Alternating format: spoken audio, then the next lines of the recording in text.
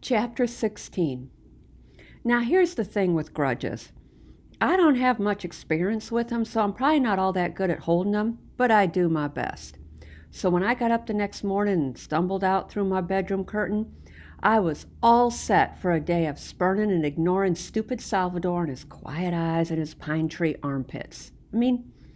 I'm never that much of a morning person, but that particular AM, I made double sure I had that chip lodged firmly on my shoulder before I left my room. Jaeger was lit up golden in the morning light, and Lester was stretched out snoring on the couch. Rodeo's feet were sticking out from under his blanket pile. I shook my head at their sleeping selves. What's the point of having two drivers if they both go to sleep as soon as I nod off? Salvador's mom was sitting in the same seat she'd been in the night before, looking out the window. I didn't see Salvador, but then I jumped a little when something stirred right next to me, and I saw Salvador lying propped up against the side of the bus and blinking at me sleepily, with Ivan curled up sound asleep on his lap. Salvador sleeping in my home with my cat. Ivan sleeping with stupid Salvador instead of with me. They both had a lot of nerve. Good morning, I said, and while those words are technically nice words, I said them so cold you could have stirred them into a glass of milk and made ice cream. But then Salvador answered in a husky whisper without a moment's hesitation, looking all serious right up at me. I'm sorry. Now, I'd never had someone answer a good morning with an I'm sorry before, and I'll admit it threw me off. I was still a little dreamy-brained, and I thought maybe either he had heard me wrong or I had heard him wrong, so I said, good morning. Salvador nodded. I heard you. I just wanted I'm sorry to be the first words I said to you today. I blinked at him.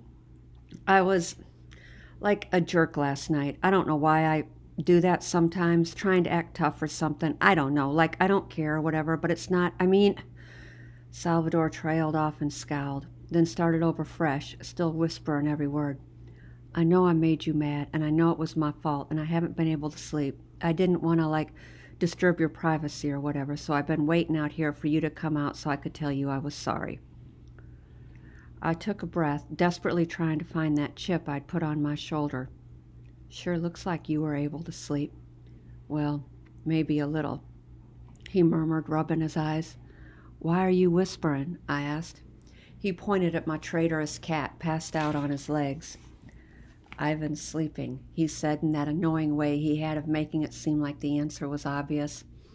I supposed I could maybe forgive Salvador, seeing how contrite he was and how thoughtful he was being toward my one and only Ivan. I supposed my shoulder was pretty much chip-free about the time he whispered my cat's name. But I also supposed he didn't have to know that just yet.